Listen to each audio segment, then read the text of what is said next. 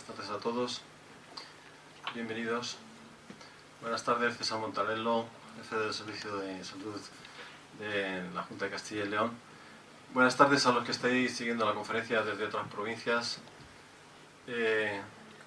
Como ya os decíamos hace 2 semanas, este Colegio de Médicos, uno de sus objetivos estaba el promocionar, el apoyar, el subvencionar cualquier tipo de investigación. Y bueno, en principio así hemos intentado hacer. Y esto acompañado de conferencias magistrales, como la que tuvimos recientemente con el doctor Santaolalla, que nos estuvo hablando de enfermedades genéticas y concretamente el síndrome de Down. Y bueno, pues hoy tenemos aquí con nosotros a otra persona importante en la investigación, yo diría muy importante. Es una persona que en principio yo no sabía cómo llamarle, no sabía si decirle magnífico rector o llamarle profesor, pero yo casi estoy seguro que lo que le gusta es que le llamen profesor, porque él, a pesar de investigar, a pesar de haber estado con reyes, con políticos, yo creo que quien más a gusto se encuentra es con los alumnos y dando clases, porque yo creo que la docencia la ha acompañado prácticamente a lo largo de toda su vida. Yo, Enrique Bataner, con B y 2 T's, de verdad que te agradezco muchísimo. Para nosotros es un orgullo tenerte aquí. Espero que esta tradición que hemos emprendido, pues que se mantenga. Este Colegio de Médicos y la Real Academia de Medicina de Salamanca en su día firmó un convenio de colaboración y este convenio vamos a intentar que perdure. Independientemente de que estemos nosotros en la Junta Directiva o vengan otros, yo creo que es una cosa buena ese intercambio entre la Academia y este Colegio de Médicos. Tenemos también, además de este intercambio de conocimientos y de eso, pues tenemos una beca de investigación dentro de la Real Academia de Salamanca, que para nosotros es un orgullo. Y es un orgullo pues tener hoy a 2 miembros de la Real Academia de Medicina de Salamanca. Concretamente estamos hablando del presidente, que es Enrique, y de su secretario, que es Ricardo Santamaría. Antes de hacer la presentación, que la va a hacer nuestro director de la Fundación, Javier Manzanares, quería también dar las gracias a otro organizador de esta jornada, que es el presidente de la asociación, Andrés Laguna, que hoy nos acompaña con todos nosotros. Te paso la palabra, Javier Tejedor, y cuéntanos unas palabritas. Bueno, yo no tenía pensado decir nada, claro.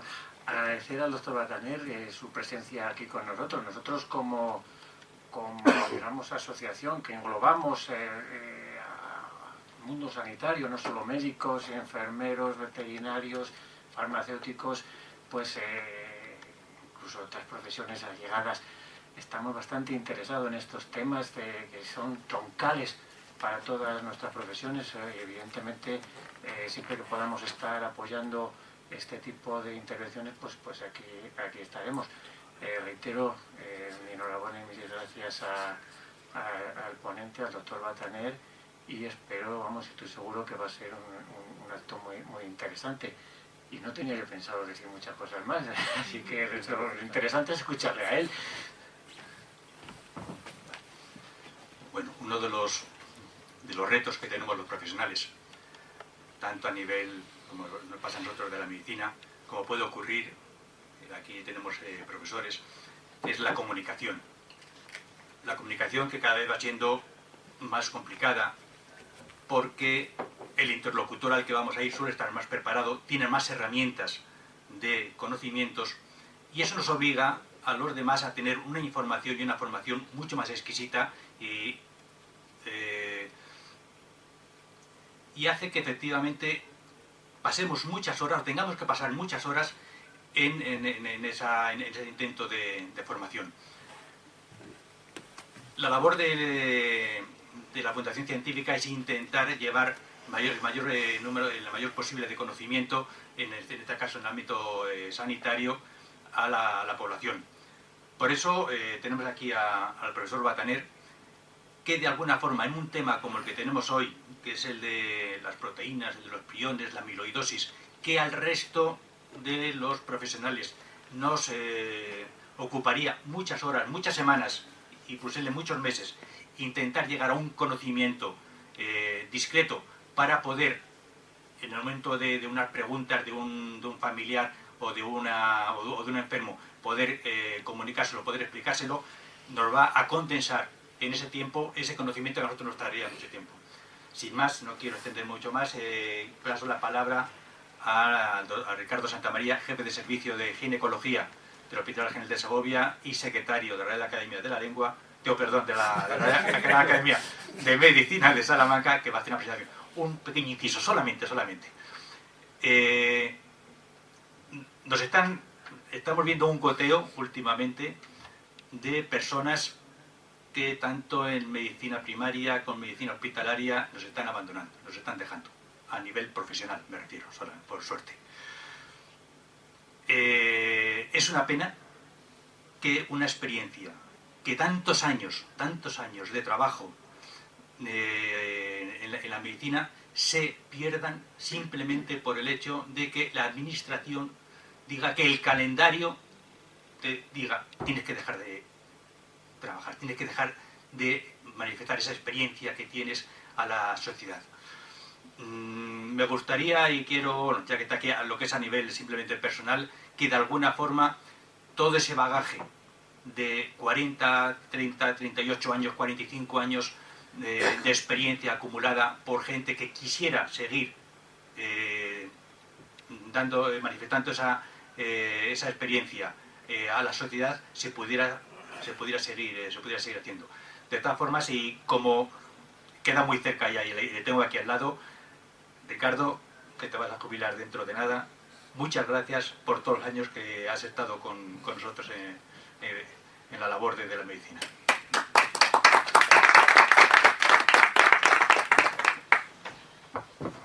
Gracias, Javier.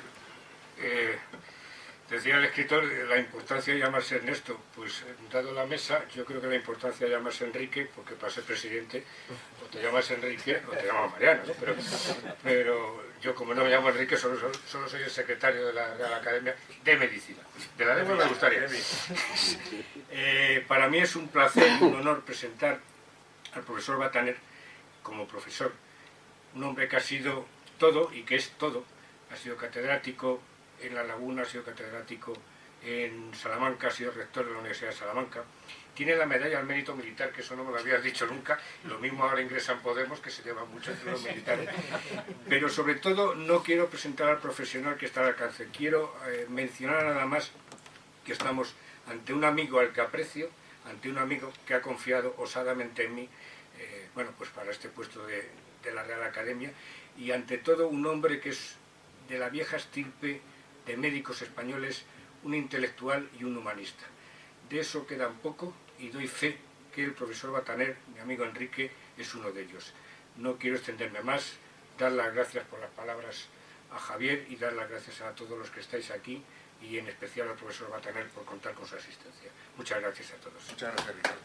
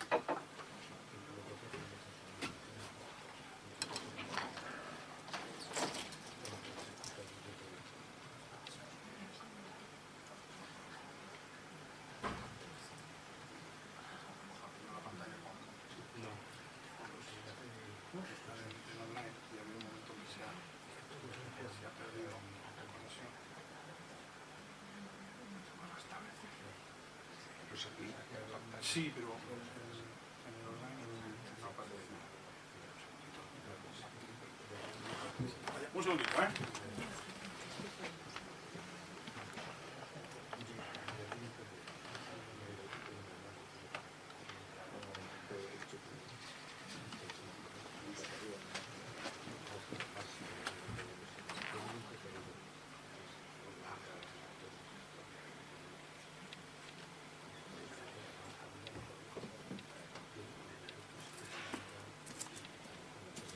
En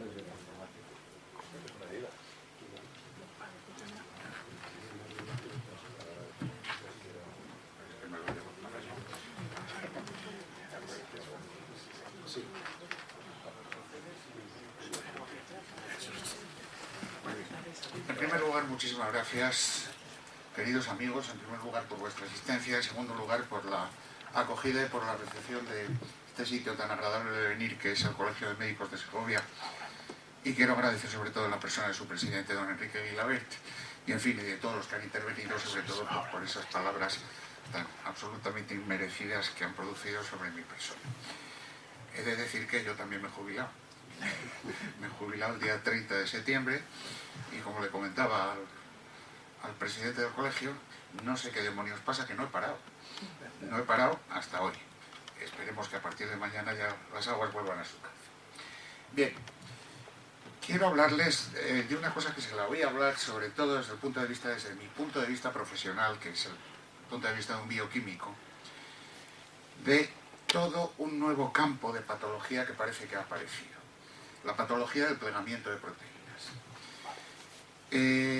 Con su permiso, me permitiré a lo largo de esta charla hablar un poquito de la estructura de proteínas, porque creo que es importante que tengamos esos conceptos para entender realmente de qué va este tipo de enfermedades. La cuestión empezó en el siglo XVIII, cuando se describe en medicina veterinaria en Gran Bretaña, en Inglaterra para ser más concreto, una enfermedad del ganado ovino llamada scrapie. Scrape significa rascarse. Entonces, una de las cosas más características de esta enfermedad era que el ganado ovino, eran las ovejas, generalmente se acercaban a las cercas, se acercaban a las vallas, producían un rascado de miedo que daba lugar a unas lesiones que se infectaban, etcétera, etcétera. Pero al tiempo se cursaba con una ataxia generalizada, y entonces esta enfermedad, que evidentemente se extendió por Europa, o que ya estaba extendida, fue caracterizada, pues en España recibió el nombre de tembladera, aunque claro, el nombre también para todas estas cosas, pues como saben ustedes, varía mucho de región a región. Pero vamos, yo por lo que conozco en Salamanca, pues hablaban de tembladera allí. El caso es que en Francia también lo conocían. Y hay una comunicación a la Academia de Ciencias de París, en el siglo XIX, como ven, en 1883, que refiere a un cas de tremblant sur un bœuf. Es decir, la enfermedad que era primitivamente del ganado ovino se describe por primera vez en el ganado vacuno durante el siglo XIX. Es decir, todo lo que ha venido después de las vacas locas, pues parece ser que ya teníamos precedentes en el siglo XIX. En el año 43, Gay-Lussac, por otra parte, este tipo de investigaciones ha dado lugar nada menos que a 2 premios Nobel, aunque todavía, como verán ustedes, quedan muchas cosas sin resolver dentro de las enfermedades priónicas, pero ya Gay-Lussac en el 43 consiguió que el scrapie fuera transmisible, en este caso interespecífico, de oveja a oveja, a partir de tejido linfoide. Entonces, claro, naturalmente en una época en la cual las enfermedades infecciosas pues habían adquirido una importancia enorme, tanto por su difusión como por sus tratamientos cada vez más eficaces, pues efectivamente lo primero que se tendió a pensar es que el agente scrapie era un virus o era una bacteria, es decir, se trataba de una enfermedad infecciosa como otra cualquiera. En 1959 se describe una enfermedad en las tribus indígenas de Nueva Guinea, el kuru, caracterizado por acababan demenciados y se caracterizaba también por una ataxia generalizada y curiosamente una evolución mayor que la de otras enfermedades parecidas, una evolución más rápida de las otras enfermedades parecidas. Bueno, las tribus indígenas de Nueva Guinea tenían una curiosa costumbre caníbal, que era comerse los cadáveres de los muertos, de los antepasados fundamentalmente, y en particular del cerebro. Entonces se asoció muy rápidamente el kuru a estas prácticas caníbales que tenían, y esta investigación sobre el kuru hizo que se demostrara también la transmisibilidad del kuru por inoculación intracerebral a primates en 1966. Es decir, volví incidiendo otra vez en el carácter infeccioso, presuntamente infeccioso, de todo este tipo de enfermedades. En otro orden de cosas, en los años 20, Creutzfeldt y Jakob describen la enfermedad que lleva su nombre, la enfermedad de Creutzfeldt-Jakob. Tiene una incidencia familiar en el 15% de los casos, aparece esporádicamente en otros. Se describe también el síndrome de Gerstmann, Streugler y Schanker, que es también un patrón parecido, ataxia de las extremidades, también un patrón de herencia mendeliana dominante, pero no generalizado, una evolución en 5 o 7 años, y el insomnio familiar fatal, insomnia, trastornos del sistema nervioso autónomo, también otra vez un patrón de herencia mendeliana dominante, y todo esto, y las enfermedades que he descrito antes, el Kuru y el Scrapie, todas ellas presentan una serie de características similares, que es unas lesiones en placas características, formadas por un material insoluble, y que cursa con una degeneración espongiforme del tejido cerebral con gliosis generalizada. Es decir, el concepto básico de estas enfermedades es un concepto anatomopatológico, la degeneración espongiforme del cerebro con la aparición de estas placas con gliosis generalizada. Pero claro, la cosa se va haciendo más compleja. Por ejemplo, en la enfermedad de Creutzfeldt-Jakob, como he dicho, se puede ver que hay un cierto fondo genético, porque hay una herencia autosómica dominante, hay casos que son de presentación esporádica también, y se demuestra la transmisibilidad de la enfermedad de Creutzfeldt-Jakob a primates en la misma línea que se había demostrado la transmisibilidad del Kuru y la transmisibilidad del Scrapie. Y sobre todo, Creutzfeldt-Jakob presentaba una gran cantidad de casos de origen iatrogénico, es decir, trasplante de córnea, trasplante de dura madre y sobre todo, como veremos a continuación, la inyección de hormona de crecimiento de origen cadavérico.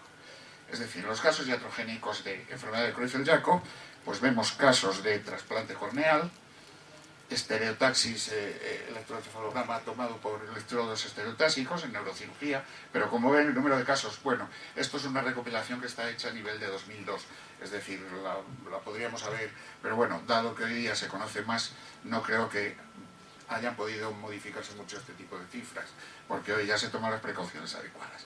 Sobre todo, vamos, en el caso concreto de hormona de crecimiento, se ven 139 casos. Y claro, esto naturalmente era cuando la hormona de crecimiento para tratar los enanismos hipofisarios se hacía a partir de hormona cadavérica, de origen cadavérico. Hoy día, afortunadamente, obtenemos la hormona de crecimiento por recombinación genética en bacterias y por lo tanto no es necesario tomar material cadavérico, por lo cual tenemos la hormona de crecimiento recombinante que evidentemente ha supuesto un avance, y lo mismo podríamos decir de gonadotropinas. Hay también otras enfermedades espongiformes, es decir, aparte de estas tres que he descrito en patología humana, más el Kuru, más el Scrapie, por ejemplo, hay enfermedades espongiformes todas ellas, ya digo que sobre todo es un concepto anatomopatológico, el de degeneración espongiforme del cerebro, con lesiones en placas. Animales, sobre todo, en animales de zoológicos, o en animales, por ejemplo, en mamíferos sometidos a granjas, por ejemplo, en los bisones, que se cultivan para la obtención de pieles, etc. También aparecen enfermedades espongiformes en la enfermedad consutiva crónica de cérvidos, en fin, en animales de zoológico, como ya digo, es bastante importante. Pero vamos, la cuestión salta al gran público cuando en 1986 se describe la encefalopatía espongiforme bovina por Wells y Will Smith de naturaleza epidémica. Se hablan de 160.000 casos en el Reino Unido, aunque hay estadísticas y estimaciones no oficiales que suben esta cifra hasta 900.000 cabezas de ganado afectadas por el mal de las vacas locas. Muy pronto, y en esto hay que reconocer que los ingleses hacen muy bien las encuestas epidemiológicas, muy pronto se descubrió que esto era atribuido al uso de suplementos nutritivos a base de harinas animales en el ganado bovino, habiéndose comprobado que el mal de las vacas locas estaba fundamentalmente producido por restos ovinos que se añadían a las harinas animales como suplemento de alimentación y que estaban posiblemente contaminados por Scrapie. Es decir, esto estamos todos un poco acostumbrados, digamos, al maltrato animal, pues por ejemplo, de las gallinas en los gallineros industriales. Pero claro, esto se trataba de convertir unos pobres herbívoros, como es el ganado vacuno, convertirlos en carnívoros, y no solo carnívoros, sino caníbales de sus propios restos. Entonces, claro, esto desde todos los puntos de vista, sobre todo en un país como Inglaterra, pues estas cosas no parecieron muy bonitas, evidentemente. Ahora, salta la alarma social en 1996 cuando se describe una variante de la enfermedad de Creutzfeldt-Jakob que afecta a personas mucho más jóvenes, que tiene unas características patológicas similares a la encefalopatía espongiforme bovina, y que fue atribuida al consumo de productos bovinos procedentes de animales afectados, es decir, lo mismo que había producido el mal de las vacas locas. Esto desató, si ustedes se acuerdan, una importante alarma en los medios de comunicación, dio lugar a una legislación muy restrictiva en el uso de alimentos cárnicos y transfusiones sanguíneas. Parece ser que, digamos, la comunicación médica últimamente evidentemente tiene fobia a la carne, porque, vamos, ya desde entonces, si se acuerdan ustedes, las declaraciones de la entonces ministra de Sanidad sobre la patogenia de la enfermedad, etcétera, etcétera, y ahora pues estamos sufriendo un ataque a nuestros embutidos y a nuestros asados por parte de la OMS, en fin, eso daría para no una, sino para muchas conferencias, evidentemente. Y ahora nos vamos a enfrentar al hecho realmente grave, al hecho realmente curioso de estas enfermedades. Nos encontramos con enfermedades que a la vez tienen una aparición esporádica, van y aparecen de repente, sin un fondo hereditario, sin algo que implique contagio o transmisibilidad, que presentan transmisión horizontal por infección, como está demostrado y archidemostrado por infección y por modelos animales, que tienen transmisión vertical porque hay un patrón de herencia indiscutible, por lo menos en muchas de ellas, y que en cualquier caso se trata, como ya digo, de un concepto anatomopatológico que es encefalopatía espongiforme, con lesiones similares, aunque dependiendo del tipo de patología que nos enfrentamos, varía la distribución anatómica. Hay transmisión intraespecífica, como hemos visto en Scrapie, a partir del tejido linfoide. Hay transmisión interespecífica, es decir, de unos animales de experimentación a otros. Hay inoculación experimental, tanto de Creutzfeldt-Jakob como Kuru y Gerstmann-Strehler, a primates. Hay la epizootia de encefalopatía espongiforme bovina, a partir del tejido presumiblemente afectado de Scrapie, que es reciclado como alimento animal. Más los casos de la nueva variante de Creutzfeldt-Jakob, a partir de material bovino presumiblemente afectado de encefalopatía espongiforme y utilizado como alimento humano. Claro, naturalmente, como ya dije, la cuestión del carácter infeccioso de estas enfermedades era una cuestión latente. Y entonces, vamos, un experimento básico que hay que hacer para todo es ver si el agente Scrapie estaba razonablemente purificado, si era ultrafiltrable o no. ¿Por qué ultrafiltrable? La ultrafiltración es una técnica que hace que pasen los virus, pero no las bacterias, por el filtro. Entonces, si el agente es ultrafiltrable, se podía pensar que se trataba de un virus el que producía esto. Como el agente, si no fuera ultrafiltrable, pero entonces sería una infección bacteriana, presumiblemente. Si es ultrafiltrable, se trata de un virus, es lo primero que nos podemos preguntar, obviamente. Ahora bien, en los estudios de transmisión de Scrapie se pudo observar que tienen un periodo de incubación muy largo, que no hay signo de respuesta inmune en el huésped, y hay una elevadísima resistencia del agente Scrapie a radiaciones. Vean en este gráfico, por ejemplo, en el eje de ordenadas tenemos el porcentaje de actividad y dense ustedes cuenta que es una escala logarítmica, 100, 10, 1, 0, 1, 0, 0, 1. Y aquí la dosis recibida de radiación ultravioleta en unidades arbitrarias. Aquí la gráfica azul es, por ejemplo, cómo se inactiva una bacteria dependiendo de la dosis. Un virus bacteriófago, esta línea morada. Un gen, esta línea verde. El agente Scrapie permanece totalmente resistente independientemente de la dosis ultravioleta. Es decir, por lo tanto, el agente es extremadamente resistente a este tipo de radiaciones. De aquí entonces Prusiner elaboró el concepto de prion. Y a partir de 1970 que culminó en los años 80, desarrollan un protocolo de purificación del agente Scrapie a partir de cerebro afectado. En primer lugar, no se observa rastro de ácidos nucleicos. Digamos, esto ya es algo que en aquel entonces ya estaba básicamente en contradicción, digamos, con toda la biología molecular canónica de entonces, bueno, y la de ahora también. Es totalmente resistente a nucleasas. Es decir, enzimas que degradan los ácidos nucleicos no atacan para nada al agente Scrapie. La infectividad disminuye con tratamientos que causan destrucción o desnaturalización de las proteínas.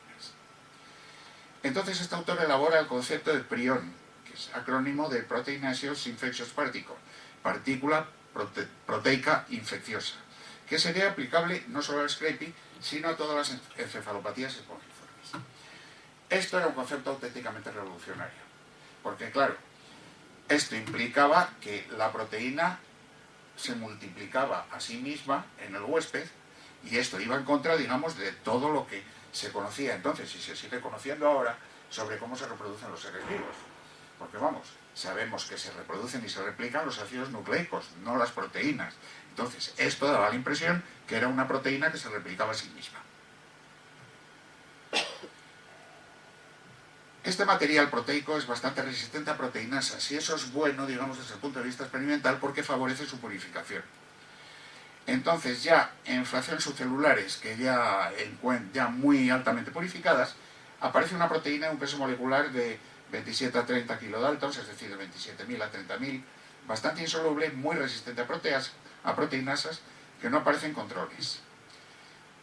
Lo purificaron hasta homogeneidad, es decir, hasta tener únicamente eso dentro de la preparación, y esto permitió determinar la secuencia N-terminal de la proteína.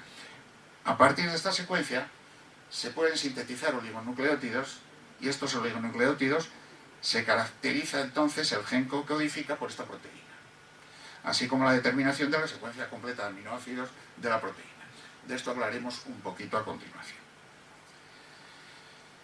Está codificado por un gen cromosómico, tengo idea que es el cromosoma 6, donde está, y sus niveles de expresión, y esto es importante, no aparecen alterados durante la infección de Scrapie con respecto a controles sanos.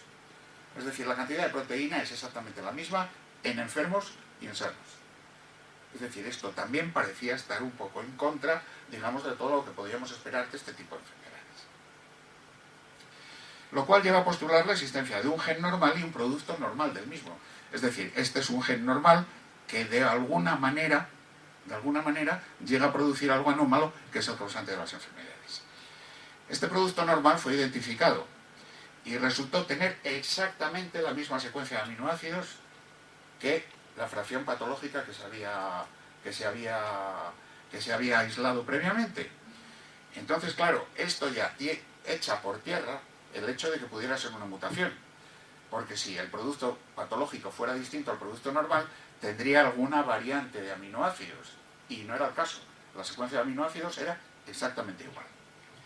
Entonces, a partir de estos datos, se distingue entre la forma celular normal, la PRPC, es la forma normal de la proteína priónica, y la PRPSC, C de celular, SC de Scrapie, que es la forma anómala infectiva de la proteína priónica, que es insoluble y resistente a proteínasas. Entonces Prusiner, el segundo premio Nobel de esta historia, elaboró esta hipótesis. Si PRPC y PRPSC tienen la misma secuencia de aminoácidos, la diferencia tiene que radicar entonces en su estructura tridimensional.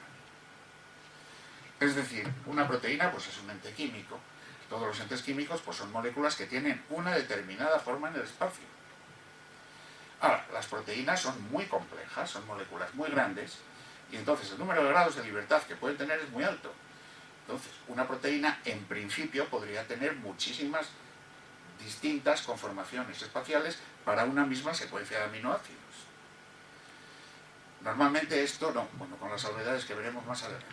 Normalmente esto no ocurre, es decir, una proteína siempre tiene una estructura tridimensional fija.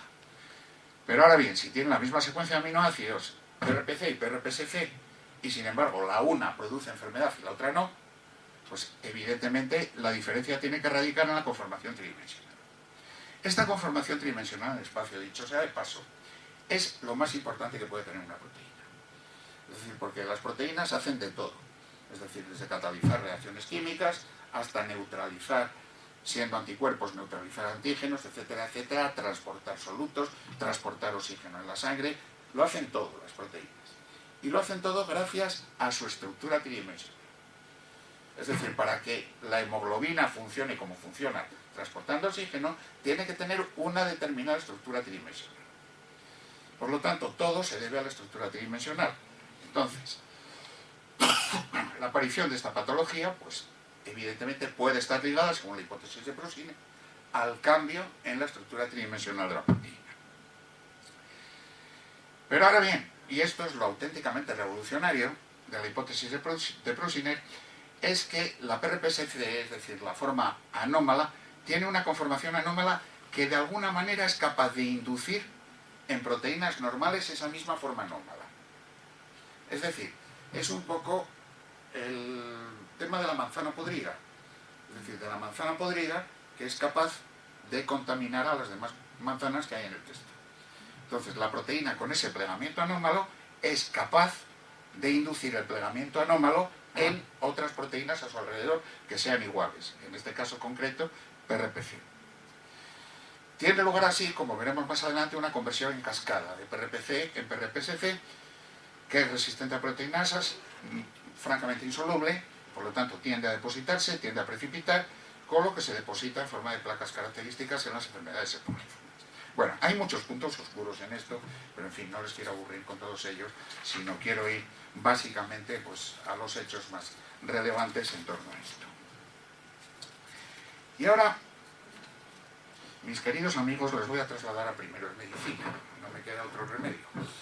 Y les tengo que contar un poco de la estructura de proteínas para ver qué podamos entender un poco mejor. Aunque ruego a los médicos aquí presentes que me disculpen y que les vuelva a recordar cosas harto olvidadas. Y en aquellos tiempos, seguro que harto odiadas, sobre conceptos que son básicos para entender bien de lo que se trata las enfermedades de tipo priónico. Las proteínas son algo muy complejo, es decir, son estructuras muy grandes y aquí tienen ustedes una comparación a la misma escala de lo que es la molécula de glucosa en comparación con una proteína. Es decir, esto es proteínas de una estructura tridimensional conocida, en concreto esto es la aspartato transcarbamilasa, es una enzima de la biosíntesis de pirimidines.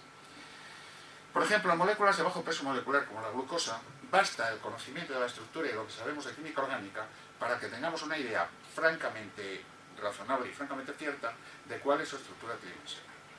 Pero claro, una proteína puede muy fácilmente tener 12.000 átomos. Entonces, el conocimiento de la estructura, hoy por hoy, no nos queda más remedio que ir al laboratorio y determinarla por métodos físicos. Métodos físicos que en general son bastante complicados. Hoy día hay dos, que son la cristalografía rayos X y la resonancia magnética nuclear, aplicada a las proteínas, para la determinación de estructuras tridimensionales. Pero ahora les diré una cosa, yo empecé a dar clase hace 40 años aproximadamente. Cuando yo empecé a dar clases se conocía la estructura tridimensional de 5 proteínas. Hoy día andan por las 80.000. Por lo tanto, el conocimiento que hoy tenemos de la estructura de proteínas, como ustedes comprenderán, es bastante más profundo que el que se tenía hace 40 años, cuando empezaron a aparecer las hipótesis priónicas y todas estas cosas. Es decir, ya les digo que el número de proteínas que hoy conocemos con su estructura tridimensional es de 80.000, en torno a 80.000. Como la estructura es muy complicada, la describimos a 4 niveles. Cada nivel tiene su significación y métodos experimentales propios, y así hablamos de una estructura primaria. Las proteínas son polímeros, es decir, igual que el plástico es un polímero, los plásticos son polímeros, y está formado por la unión de distintos monómeros. Las proteínas son polímeros y los monómeros se llaman aminoácidos. Y hay 20 aminoácidos distintos, y entonces estos aminoácidos se unen unos a otros en una cadena lineal que luego se pliega en el espacio de una determinada manera, y eso es lo que es una proteína. Por lo tanto, la secuencia de aminoácidos de la proteína es lo que llamamos estructura primaria. ¿Qué importancia tiene la estructura primaria? Pues al ser un polímero lineal, es decir, los aminoácidos los podemos comparar a letras de un alfabeto, y por lo tanto, al ser un polímero lineal y aperiódico, esto tiene la misma estructura que el lenguaje. El lenguaje, hablado y escrito, es también un polímero lineal y aperiódico. Y por lo tanto, esto significa que las proteínas llevan información. Bien, eso es la estructura primaria. Este alambre y esta cadena de eslabones que es la proteína sufre un primer plegamiento que lo vamos a llamar estructura secundaria. Esta estructura secundaria produce 3 tipos de estructura que son helicoides, láminas y giros. Ahora bien, esto ya estructurado con helicoides, láminas y giros, si cogemos el ovillo y lo enredamos así, lo apretamos, sale una estructura tridimensional que es lo que llamamos la estructura terciaria, que es ya la estructura tridimensional propiamente dicha de la proteína. Para conocer la estructura terciaria de esas 80.000 proteínas que les digo, pues necesitamos conocer las coordenadas X y Z de cada átomo, cada uno de los, por ejemplo, 10 o 12.000 átomos que puede haber en una proteína.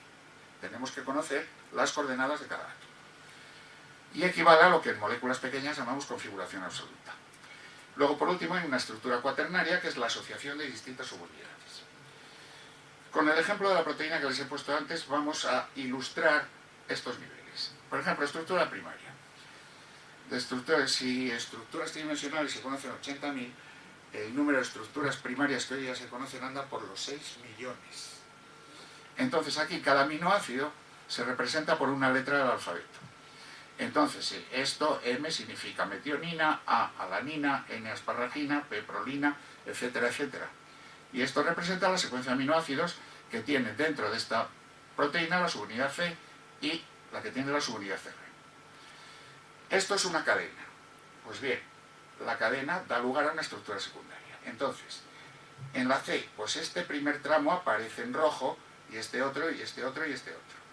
Estos tramos que aparecen en rojo son los que forman helicoides. Y los que aparecen en amarillo son los que forman láminas. Y esto es fundamental que lo veamos, luego lo veremos con mayor detenimiento, para entender realmente cómo es el proceso de producción de estas enfermedades. La estructura terciaria es ya la colocación de cada átomo concreto. Aquí tenemos las estructuras terciarias de la subunidad C, la catalítica, y la subunidad CR, la regulatoria, de la aspartato transcarbamilasa. Y por último, la estructura A, esto es la representación esquemática. Y por último, la estructura cuaternaria es 6 unidades C y 6 unidades R, se ensamblan para dar el todo de la proteína completa, que es la... Y por tanto, decimos que conocemos la estructura de una proteína cuando conocemos su estructura primaria, secundaria, terciaria y cuaternaria. Bien. Vamos a volver un poco a la estructura secundaria. Como veíamos, la estructura en polipéptido la podemos comparar a una cadena lineal con un principio que llamamos el N-término, esto es jerga bioquímica, y un final que lo llamamos el C-término. Bien, esta cadena, pues su estructura secundaria puede dar lugar, como ya he dicho, a helicoides, a láminas y giro, que es lo que se produce entre un tracto y otro de una lámina. Esto es la estructura secundaria.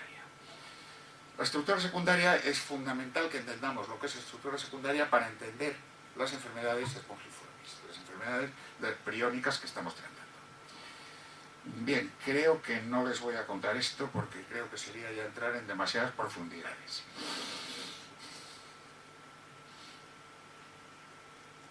Bueno, una estructura secundaria, la más frecuente de todas, es lo que llamamos el alfa helicoide. Estos átomos que ven aquí, representados por bolas y varillas, pues representan la cadena de la proteína. Los átomos de color verde representarían las cadenas laterales que distinguen unos aminoácidos de otros. No lo represento aquí para que la imagen sea más nítida. Representamos los alfa helicoides como un tirabuzón rojo, cuando queremos representar esquemáticamente la estructura de una proteína. Estas son las características y esto es, en fin, un modelo molecular de alfa helicoide. Otra estructura es la estructura beta, es decir, si tenemos una cadena proteica y la estiramos lo más posible, entonces me sale una cadena en zigzag de los distintos aminoácidos, en cuyos vértices están, bueno, los carbonos alfa de los aminoácidos, y esto es lo que se llama un tramo beta. Pues bien, los tramos beta se pueden asociar unos con otros dando lugar a láminas, que hemos visto antes. Entonces, la representación esquemática aquí es una lámina amarilla. En la estructura beta, bueno, ¿cómo se asocia la lámina beta? Pues puede tener lugar de dos maneras distintas, en forma paralela y en forma antiparalela. En forma paralela, vamos, ya digo, estos son detalles bioquímicos que no nos interesan. Lo que nos interesa es ver cómo varios tramos beta se asocian entre sí para dar una lámina. Este es el caso de la lámina paralela, y luego tenemos también la lámina antiparalela. En cuanto a la representación esquemática, hemos visto que un tramo beta es una flecha amarilla. Si las puntas de la flecha apuntan alternativamente a lados contrarios, se trata de una antiparalela, mientras que la paralela, que habíamos visto antes, pues tenemos que las puntas de flecha apuntan hacia el mismo sitio. Entonces la cuestión que vamos a ver se dirime entre estructuras helicoidales y estructuras laminares. Es decir, y vamos a ver que las patologías periónicas consisten en pasar de una estructura helicoidal a una estructura laminar. Y eso parece ser que es lo que explica toda la patología de las enfermedades periónicas. Y por favor, supongo que dentro de la oscuridad general de lo que les estoy hablando, pues a lo mejor me quieren hacer alguna pregunta. Háganla, por favor, no se corten. Por ejemplo, esto es una proteína pequeña, la 1-NTR, que la pongo aquí para que vean cómo una proteína tiene los 3 tipos de estructura secundaria, de los 2 que he hablado, más otro que no he hablado, que es el girobeta. Tiene en amarillo, en este caso una lámina beta paralela, más 1, 2, 3, 4 y 5 tramos en alfa helicoide. Esta es una asociación muy común, sobre todo en enzimas intracelulares, sobre todo las enzimas glucolíticas, en la que vean cómo la lámina beta aquí tiene forma de cilindro y los tractos del cilindro están unidos por tractos en helicoide, rojo helicoide, amarillo láminas. En fin, y ahora ya volvemos otra vez, después de este inciso sobre estructura de proteínas, volvemos otra vez a la patología del plegamiento de proteínas. Como ya he dicho, Prusiner lanzó la hipótesis que lo que se contagia aquí no es una proteína que se multiplica, sino una forma anómala de la proteína que contagia esa forma anómala a otras. Y eso es lo verdaderamente revolucionario de la hipótesis de Prusiner, es decir, que se pueda contagiar una anomalía en el plegamiento de las proteínas. Entonces, la PRPC, según la hipótesis de Prusiner, es una proteína normal que tiene una estructura predominantemente alfa helicoidal. La PRPSC es exactamente la misma proteína, es exactamente la misma cadena de aminoácidos, pero tiene un plegamiento distinto. Como ven, tiene 2 tramos, no, en este caso 3 tramos laminares en lugar de los 3 tramos helicoidales que tiene aquí. Es decir, aquí el cambio de PRPC a PRPSC, forma normal a forma patológica, es un cambio en la forma de la proteína. Pero ahora, este cambio es automultiplicativo. Es decir, si una molécula de PRPC se transforma en PRPSC, pues ya tenemos 2. Y 2 producen 4, y 4, 8, y 8, 16, y 32, etcétera, etcétera. Es decir, y esto produce una reacción en cadena mediante la cual toda la proteína que pudiera haber de tipo PRPC se transforma en PRPSC. Como da lugar a agregados insolubles, estos agregados insolubles precipitan y se produce la lesión. Y esto explica un poco las características un poco, digamos, contradictorias que veíamos antes. Si la enfermedad es transmisible, o si la enfermedad es hereditaria, o si la enfermedad es esporádica. Porque claro, este esquema lo explica todo. Aquí represento en rojo la proteína anómala y en verde la proteína normal. Es decir, tenemos una población de proteínas normales aquí en verde. Se puede transformar en roja por bien un cambio espontáneo de PRPC a PRPSC. Todas nuestras proteínas y nuestros ácidos nucleicos estamos sometidos a multitud de agresiones del medio ambiente. Es decir, igual que hoy día se considera que el cáncer está producido por mutaciones somáticas, pues estas mutaciones somáticas, estas mutaciones también pueden afectar evidentemente a la secuencia de aminoácidos de esta proteína, de tal manera que la hace susceptible de cambio hacia este lugar. La conversión puede estar facilitada por una mutación, lo cual explica también la incidencia familiar que pueden tener estas enfermedades. Y por último, también la inoculación externa de la proteína anómala puede dar lugar a esto. Hay la interacción entre la anómala y la normal y se van convirtiendo, todas las normales se están convirtiendo en anormales. Entonces esto es el proceso de patogenia de todas estas enfermedades. Digamos, seguimos en el terreno de hipótesis. Hay todavía quien cree, y tiene sus argumentos, que se trata de una enfermedad vírica. Pero vamos, ya digo que la patología de plegamiento yo creo que está... Bien, vamos a ver algunos detalles más. La proteína priónica normal, la PRPC, tiene una estructura flexible y se ha podido determinar la estructura tridimensional de 3 fragmentos. Son proteínas difíciles de cristalizar, porque son proteínas normalmente unidas a membrana, y esas proteínas son difíciles de cristalizar, y por lo tanto las estructuras que se conocen sobre todo por resonancia magnética nuclear. Es decir, esto es pues 3 fragmentos que se conocen, y en concreto este, el 1OEI, este fragmento, como ven, no tiene estructura secundaria, y parece ser que es el responsable inmediato del cambio, de que cambie de alfa helicoidal a... La estructura de la forma anómala no se ha podido determinar todavía. No obstante, y aquí hay un dato interesante, podemos imaginar que es algo semejante a esto. Como ven, una agrupación de zonas laminares, amarillas, que se van uniendo unas a otras, dando lugar al agregado insoluble, característico de estas enfermedades. Pues bien, esta es una forma anómala de una proteína de la levadura, Saccharomyces cerevisiae, es decir, algo que filogenéticamente está bastante lejos de nosotros, de una levadura. Pero las levaduras son eucariotas, como somos nosotros. Y da la casualidad que proteínas como la PRPC y como esta de aquí existen en todos los eucariotas. Es decir, tanto en mamíferos como en vegetales, como en hongos, etcétera, etcétera. A lo largo de toda la escala filogenética nos encontramos con proteínas parecidas a estas. El cambio conformacional pues podría ser algo parecido a esto. Es decir, no podría ser algo parecido a esto porque ya digo que no conocemos todavía la estructura tridimensional de la forma anómala. Sí conocemos algo de la estructura tridimensional de la forma normal. Es decir, la transición de este fragmento 1EI dando lugar a esta especie de monómero, por así llamarlo, de estructura laminar anómala que va acumulándose, formándose uno detrás de otro, dando lugar a la fibrilla. Bien, también voy muy rápidamente a la estructura primaria de la PRP. Aquí se representan los aminoácidos por el código de una letra. Bien, esto es, pues tenemos el péptido señal, una zona de repeticiones en tándem, que también es curioso esto de las repeticiones en tándem, por lo que si nos da tiempo luego veremos de relación de esta patología con la corea de Huntington, por ejemplo.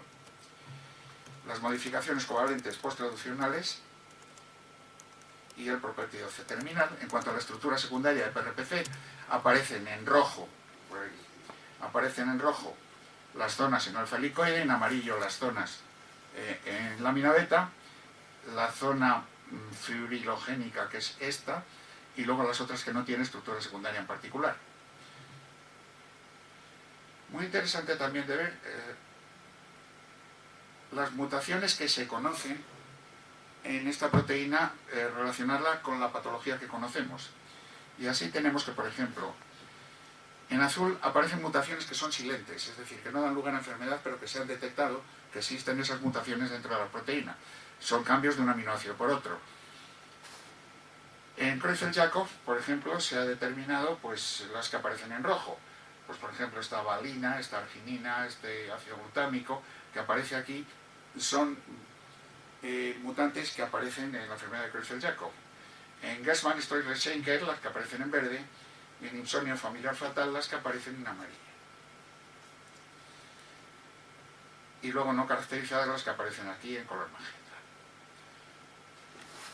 Bueno, una cosa que nos planteamos es si la proteína priónica normal produce los desastres neurológicos que produce, ¿cuál es la función normal?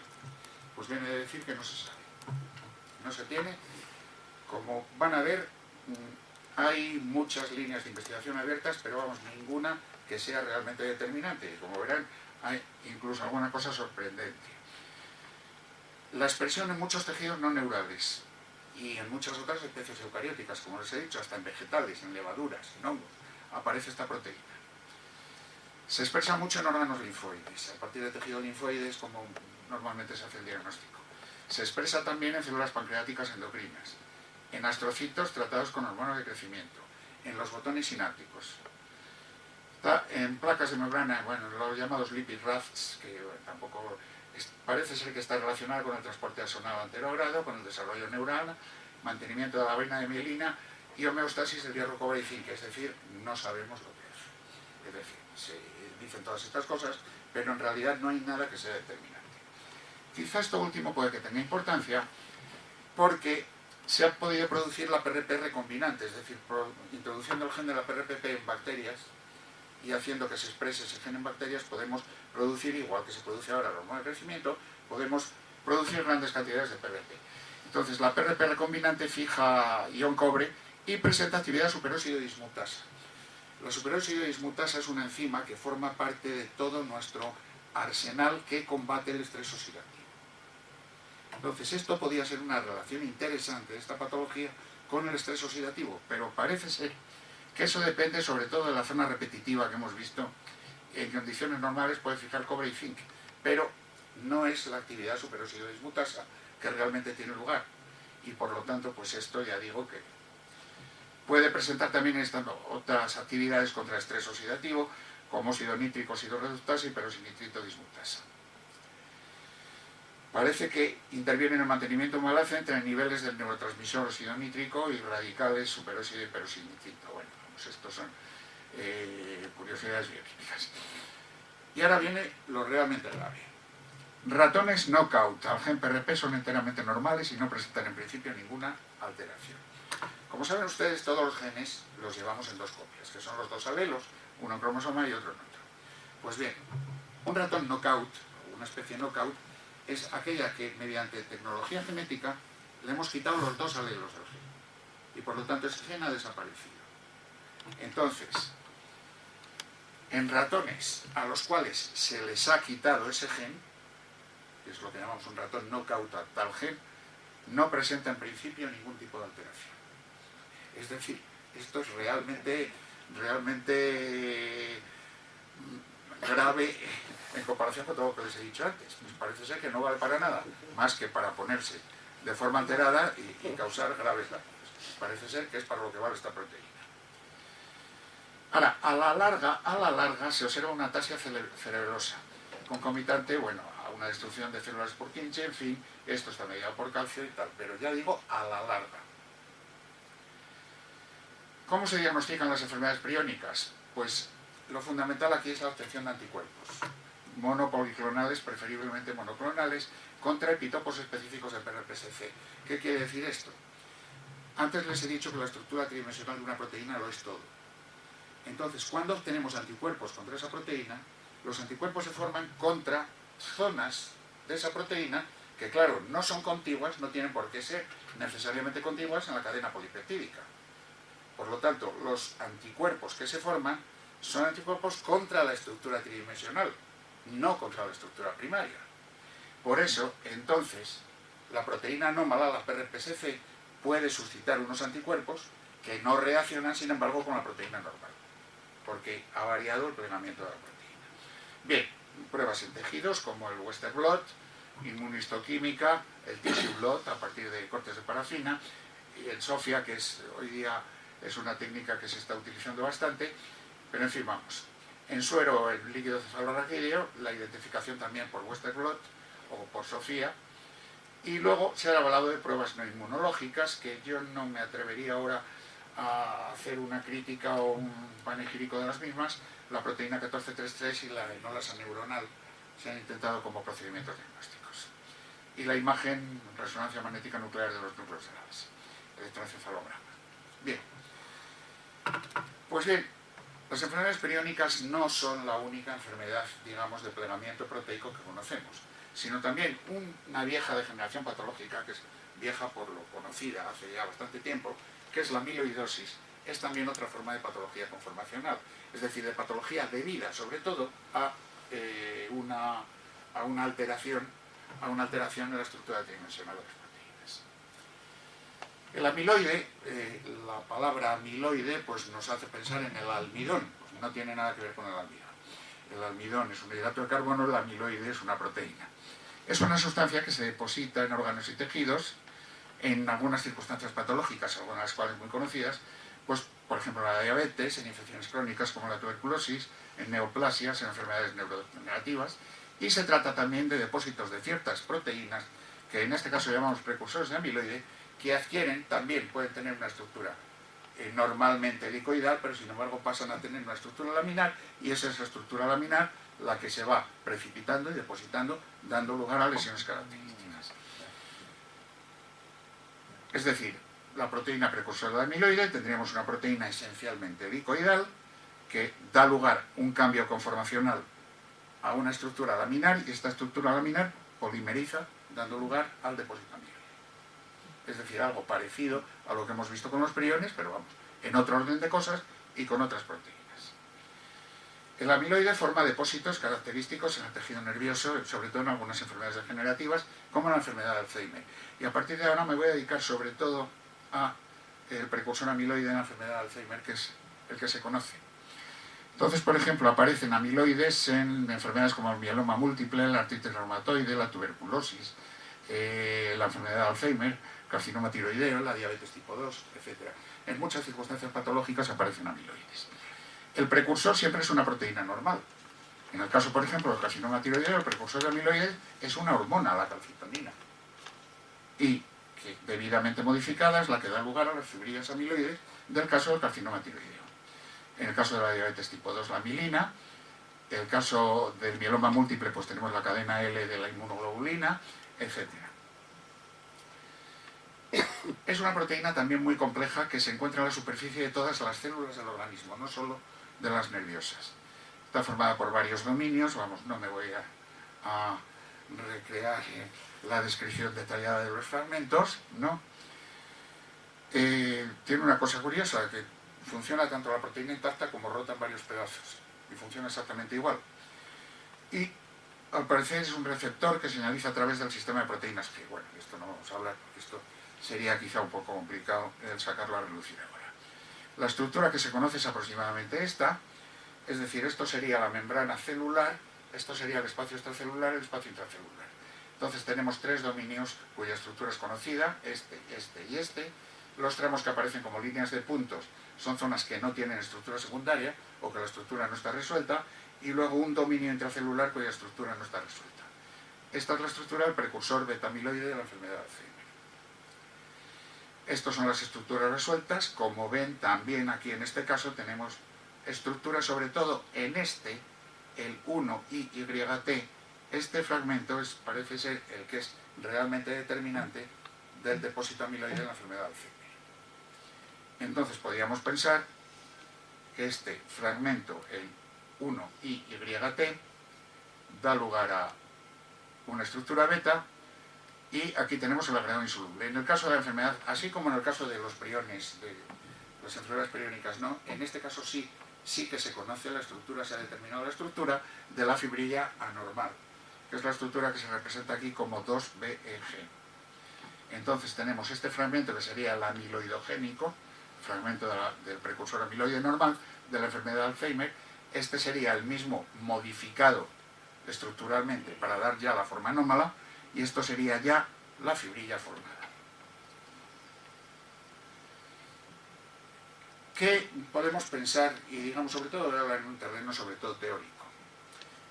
Hay tres aproximaciones hacia la terapéutica de estas enfermedades conformacionales, tanto amiloidosis como tal. En primer lugar, bloquear la expresión de los genes del precursor. Sobre todo si se demuestra que no vale para nada, pues, evidentemente sería una forma de acabar con el asunto, bloquear la expresión de los genes. Encontrar ligandos específicos que, fijados al precursor, sean capaces de estabilizar la forma normal, impidiendo su transformación a forma anómala.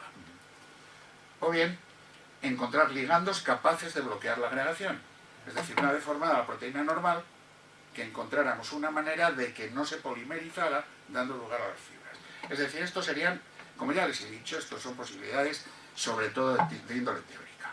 En cuanto a la primera, bloquear la expresión de los genes, se puede hacer con RNA antisentido, es decir, con un RNA que tenga una secuencia, un ácido nucleico, que tenga una secuencia complementaria al transcrito primario, bloqueando su traducción a proteína. Puede hacerse con RNA de interferencia, que son moléculas pequeñas de RNA que intervienen en la regulación de la expresión génica. Esto requeriría mucha investigación, pero esto es bastante prometedor, ¿eh? Y en el caso de la medicina veterinaria, pues obtención de razas bovinas y ovinas, knockout al gen del prión, es decir, que les hubiéramos quitado ese gen y que una especie totalmente artificial, carente de ese gen, pero claro, esto naturalmente puede hacerse quizá en el caso del prión, pero en el caso de otras enfermedades conformacionales no, y evidentemente en el caso de los humanos, pues, éticamente yo creo que no sería admisible, ¿no? Encontrar ligandos específicos que, fijados al precursor, sean capaces de estabilizar. Se han empleado, por ejemplo, anfotericina B, los antibióticos poliénicos, que es un antifúngico, la dapsona, que es el clásico medicamento contra la lepra, la diaminodifenilsulfona, la dapsona, la dosorubicina. Se han intentado, se han empleado, yo creo que sin demasiado éxito, evidentemente. La flupirtina es un analgésico también triaminopiridínico. Y encontrar ligandos capaces de bloquear la agregación de las formas. Se han intentado, por ejemplo, el rojo Congo, que es la tinción específica del amiloide, se ha intentado como terapéutica contra la amiloidosis, polianiones o policationes.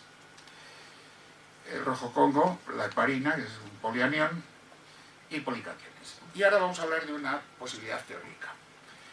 Si estas enfermedades conformacionales tienen lugar a partir del cambio de una forma normal a una forma anómala en lámina beta, tiene lugar un cambio conformacional. Entonces, esta forma anómala se produce porque los lados A y B tienen estructura complementaria, es decir, como un puzzle normal de una ficha que se pone sobre otra. Pero en este caso serían todas fichas iguales, que entonces, superpuestas la una a la otra, daría lugar a la fibrilla que se deposita en la enfermedad. La agregación entonces tendría lugar de esta forma, dando lugar a la fibrilla. ¿En qué puede consistir esta complementariedad? Es decir, tenemos aquí la proteína anómala y es representada así esquemáticamente, un lado y otro, de forma que tienen una estructura complementaria. Pues puede ser, por ejemplo, el lado A estaría formado por aminoácidos con carga positiva, con carga electropositiva, como lisina y arginina, mientras que el lado B presentaría aminoácidos con carga negativa como aspartico glutámico. O bien, más probablemente, ambos lados presentan aminoácidos hidrofóbicos como alanina, valina, leucina o isoleucina, que ofrecen superficies complementarias. ¿Por qué es importante esto del efecto Raoult? Bien, todos ustedes saben que cuando echo una gota de aceite en agua, el aceite permanece formando una gota en el agua. Y eso lo hace por una fuerza física que se llama el efecto hidrofóbico. Pues bien, con los aminoácidos puede pasar lo mismo. Es decir, aminoácidos hidrofóbicos en un entorno acuoso, como son todos los entornos biológicos, pueden interaccionar entre sí muy fácilmente, de la misma manera que todas las moléculas de aceite quedan unidas dentro de un recipiente de agua. Eso es el efecto hidrofóbico que, dicho sea de paso, tiene una enorme importancia en bioquímica. O bien, ambos tipos de interacción, que quizás es lo más probable de todo. En el primer caso, la fibra estaría formada por interacciones electrostáticas. En el segundo, por contactos hidrofóbicos. Pues bien, si la agregación depende de entre A y B, cabe la posibilidad de sintetizar ligandos que bloquearan uno de los sitios, impidiendo así la polimerización. Esto sería un ligando que bloquea el lado A. Entonces esto sería la forma en el caso de interacción hidrofóbica o en el caso de interacción electrostática. Es decir, muy simplemente, uno que tuviera cargas negativas a ambos lados y no positiva a un lado y negativa a otro. O bien el ligando que bloquea B, que en este caso concreto complementario a esto que tenemos aquí. En fin, hay muchos problemas pendientes, pero en fin, creo que no les voy a aburrir más, que ya les he aburrido bastante. Pero claro, es que cuando me pongo a hablar de proteínas, perdonen ustedes, es que tengo especial debilidad por ellas. Muchísimas gracias por su atención, doblemente. Muchísimas gracias por su atención y muchas gracias al Colegio de Médicos por permitirme dirigirme a ustedes con este tema.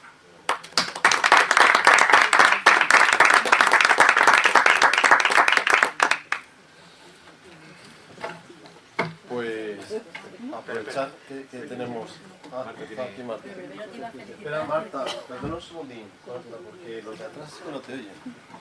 Ya viene Raúl. Aquí, Raúl. Marta, en primera fila.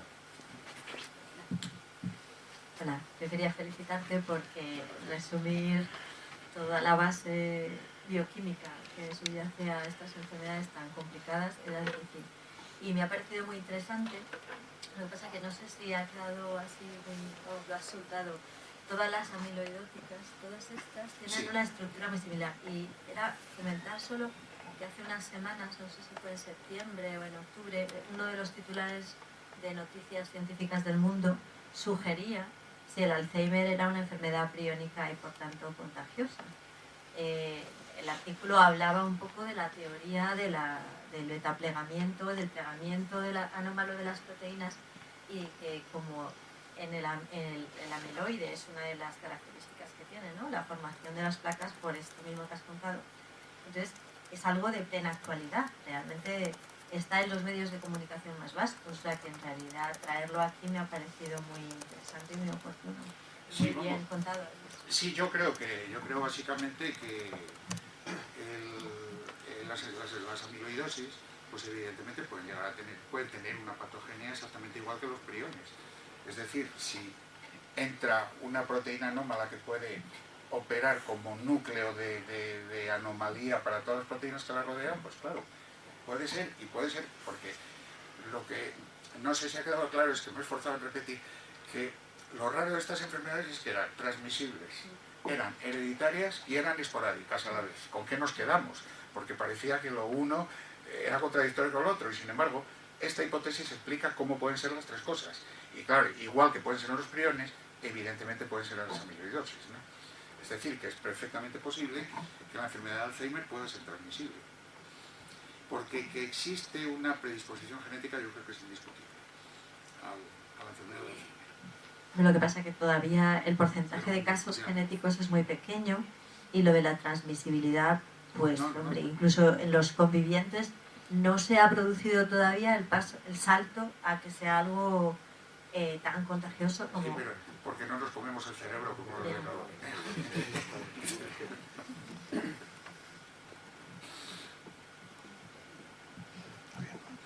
Raúl, ¿hay alguna pregunta? He preguntado que si quieren hacer alguna pregunta que lo escriban, de momento nadie. Enrique, felicitarte y agradecerte que estar aquí, y felicitarte porque tu ginecólogo ha entendido. Es que lo he hecho despacio. Muy agudo. Una pregunta. ¿Qué relación tendría el tratamiento de las proteínas con los procesos oncológicos? Porque hay también un componente transmisible y un componente esporádico. Bien, yo en principio pues no te podría decir, porque yo creo que lo que está claro es que el cáncer está determinado por multitud de cosas. Es decir, hay un montón de genes promotores de división celular y hay otro montón de genes promotores, supresores de la división celular. Todos estos genes están regulados por cadenas de transducción de señales, que evidentemente cada una es la suya. Es decir, hay muchísimas causas que pueden producir un cáncer. Ahora bien, yo creo que en todo esto, en el cáncer, a donde llegamos en último término es a la división celular. Que en el momento de la división celular proteínas con un plegado anómalo puedan tener importancia, eso es lo que no sé.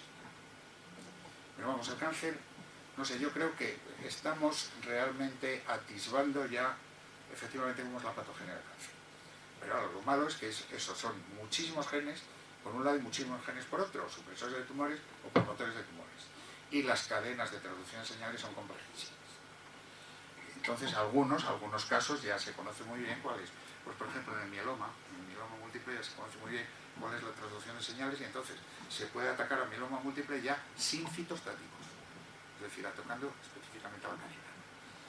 Pero claro, de ahí a todos los tipos de cáncer, de leucemias, de sarcomas, etcétera, que existen, pues queda todavía mucha investigación.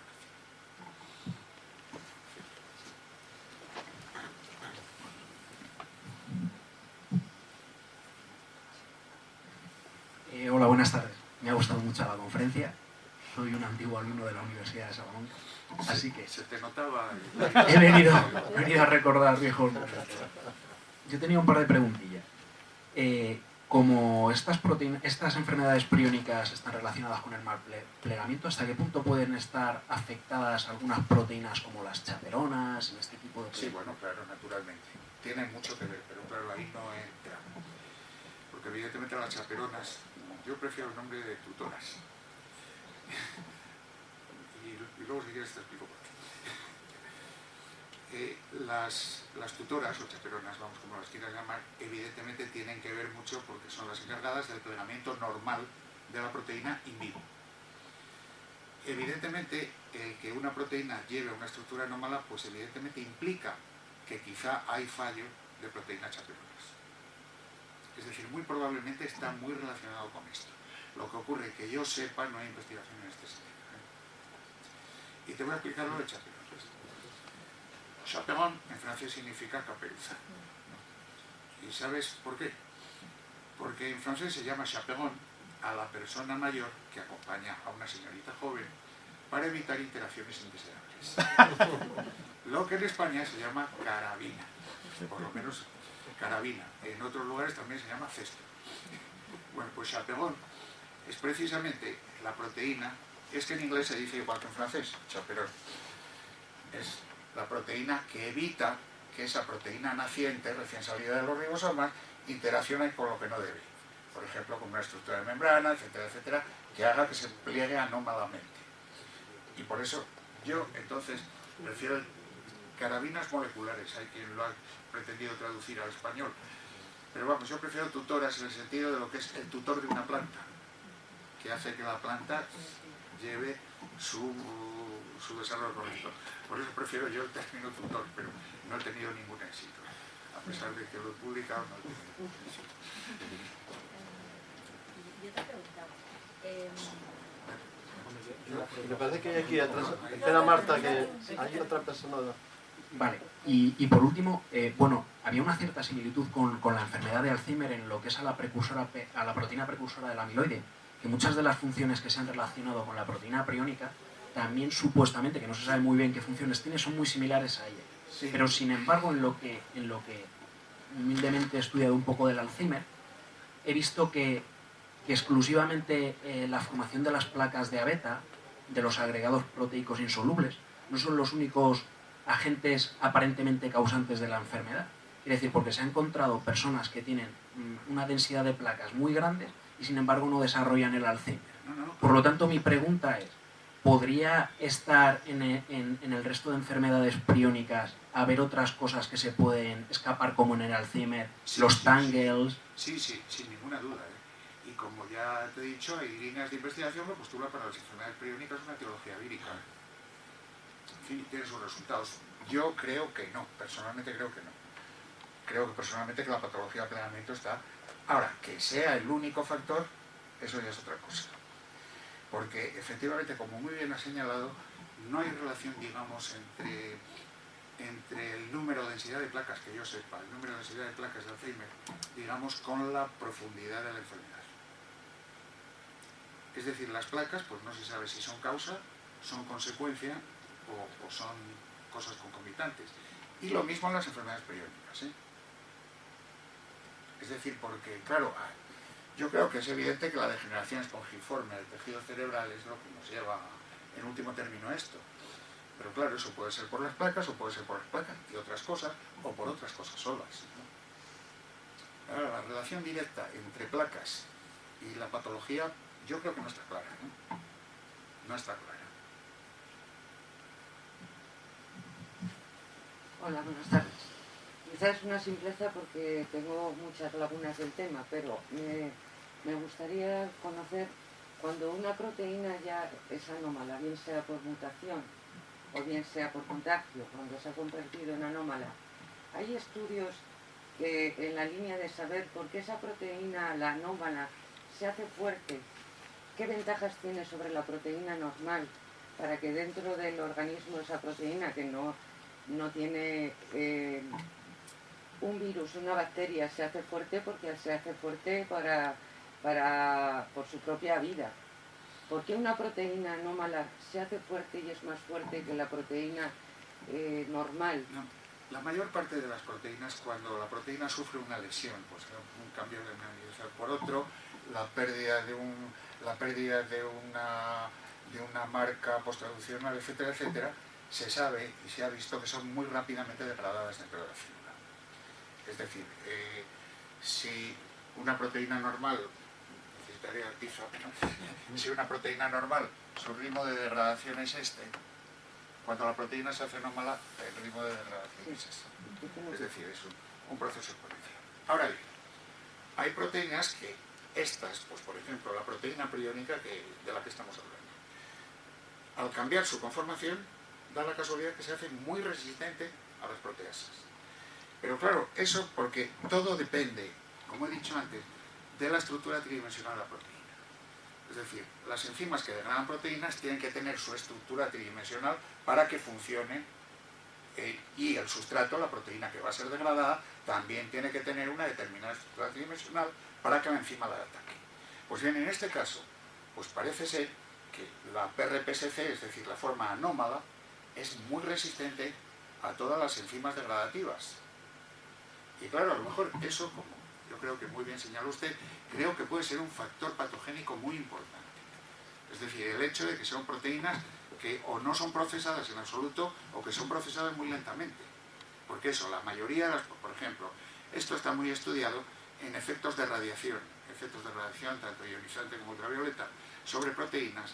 Las proteínas dañadas son inmediatamente retiradas de la circulación, una estructura que en la célula es el proteasoma, que es una verdadera batidora de proteínas, ¿no? Que todo lo que entra allí, ¡pum!, inmediatamente se degrada. Pues bien, estas proteínas adquieren una conformación que hace que no sean atacables. Pero vamos, eso es que no podemos decir un porqué. Es decir, es que las cosas son así, da lugar a una estructura anómala, y esa estructura anómala da la casualidad que no puede funcionar como sustrato en una enzima degradativa, ¿no? Es lo que se me ocurre, ¿no? Es decir, no puedo dar una razón a lo que usted pregunta.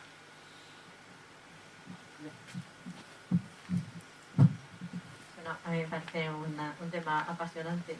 De todas maneras, tenemos que recordar que estas son enfermedades súper infrecuentes, son muy raras. Quiero decir, las priónicas, verdaderamente consideradas priónicas, tanto el Creutzfeldt como el insomnio, aunque son bien conocidas dentro de la neurología y diagnosticamos casos periódicamente, pero son muy infrecuentes. Curiosamente, el Alzheimer es una gran plaga, es decir, en ese sentido hay muchísimas diferencias entre ellas y puede que tengan alguna parte en común de su patogenia y otras cosas aparte que... Y yo, en relación con esto, quería preguntarte si hay formulada ya alguna hipótesis que has dejado ahí en el listado de problemas pendientes. Les resulta muy interesante pensar por qué, o sea, en las variantes genéticas está claro que la existencia de un cambio de un gen hace que la proteína a lo mejor sea más fácilmente cambiada la estructura. Pero en los casos esporádicos, en los que no ha habido ningún contacto con ningún otro agente exterior, ¿hay alguna hipótesis de por qué mutaría o por qué cambiaría conformacionalmente una proteína no mutada? Pues lo mismo que he dicho el cáncer, por mutación somática. Es decir, claro, el cáncer parece ser que está producido por mutaciones en células somáticas, mientras que las enfermedades hereditarias son mutaciones en la línea germinal. Pero claro, las mutaciones somáticas, estamos constantemente siendo bombardeados por rayos ultravioleta, rayos cósmicos, tenemos exposición a contaminantes, exposición a agentes químicos, etcétera, que todos ellos producen mutaciones. Contra esto luchan los sistemas de reparación. Por cierto, el premio Nobel de este año de química ha ido a parar a unos estudiosos de la reparación del ADN. Hay un momento en que los sistemas de reparación no pueden ya con todo. Incluso los propios sistemas de reparación sufren mutaciones. Y la cosa, naturalmente esto degenera en el envejecimiento por una parte y en el desarrollo del cáncer por otra. Es decir, eso, la aparición esporádica, yo personalmente la concibo perfectamente posible en el caso de una mutación somática. Porque claro, mutaciones somáticas están ocurriendo constantemente.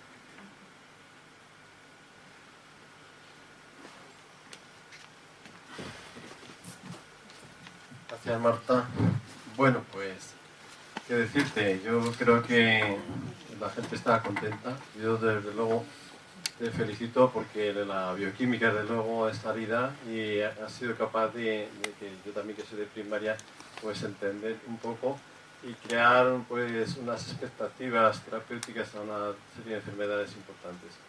Entonces, agradecerte muchísimo tu presencia aquí, que sepas que vas a ser bienvenido, que esta es tu casa y que al año que viene sabes que indudablemente tendrás que volver, porque hay gente que se ha quedado sin poder venir y otros que nos hemos quedado un poco a medias con eso. Muchas gracias, Enrique. Muchas gracias, Enrique, y muchas gracias a todos.